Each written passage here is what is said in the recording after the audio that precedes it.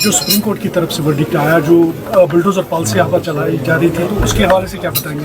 देखिए, हम इसको वेलकम करते हैं और ये बिल्कुल सरासर नाइंसाफ़ी है। न सिर्फ मैं समझता हूँ कि बुलडोज़र, ये जो जस्टिस का जो मामला है कि बिल्कुल मनमानी की बुनियाद पर जो है वो एक कम्युनिटी को टारगेट किया जा रहा है। और आप देखें कि न सिर्फ इस हवाले से, बल्कि आप देखें कि एक और बहुत बड़ा मसला जो हमारे लिए है, वो जो इस वक्त जो जेपीसी बनाई गई है वक्फ एक्ट के हवाले से, तो उसके हवाले से हमने भी एक ख़त लिखा है जेपीसी के ज़िम्मेदारान को, पाल साहब को, और हम तवक्का रखते हैं कि जम्मू कश्मीर की लीडरशिप को और यहाँ की जो मजहबी लीडरशिप है उनको भी वक्त दिया जाएगा।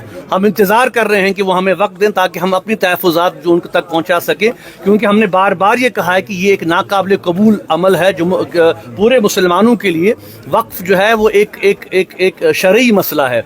इसमें जो है हुकूमत की जो मुदाखलत है वो बिल्कुल बेजा है। ठीक है, कुछ चेंजेस हम इसमें ला सकते हैं बेहतरी के लिए, लेकिन जिस तरीके से जो ये अमेंडमेंट्स लाई गई हैं, बिल्कुल एक तरफा जो है ये सारा मामला किया जा रहा है, इसकी भी हम मुखालफत करते हैं। और हम चाहते हैं कि बाकी जो पार्टीज़ हिंदुस्तान की हैं, अपोजिशन के साथ साथ के अलावा जो एनडीए में बाकी पार्टीज़ हैं, कम से कम उनको भी इस मसले के हवाले से जो है वो एक वाज़ेह पॉलिसी के साथ आगे आना चाहिए और ये कहना चाहिए कि हम इसको सपोर्ट नहीं करेंगे। को मानते हैं खास तौर कश्मीर के लिए और जो इंडिया पाक रिलेशंस है उसके।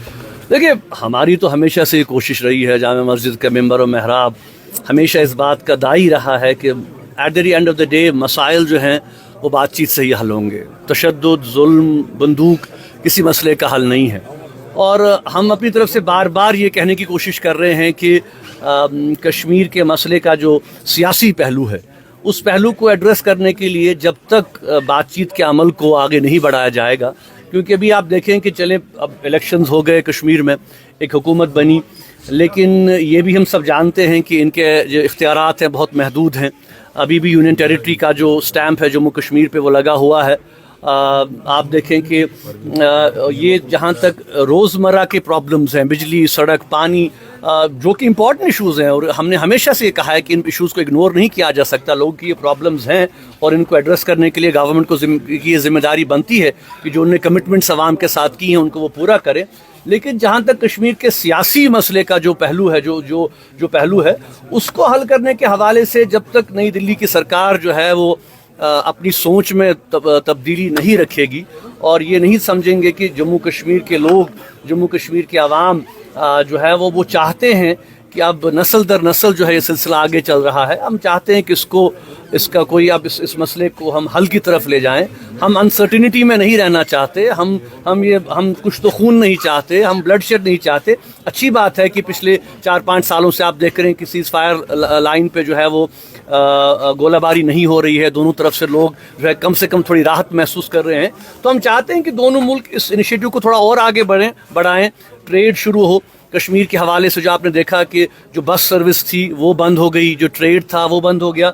और मैं समझता हूँ कि इस मसले का जो इंसानी पहलू है, देखिए हमारे जैसे पिछले ही आपने देखा कि 2 हफ्ते कबल जो है हमारी फैमिली के बुजुर्ग जो है वो इंतकाल कर गए, और अगर हालात ऐसे होते तो हम जा सकते, उनसे मिलते, कम से कम इस गम के मौके पे जो है वो फैमिली आपस में इंटरेक्ट करती।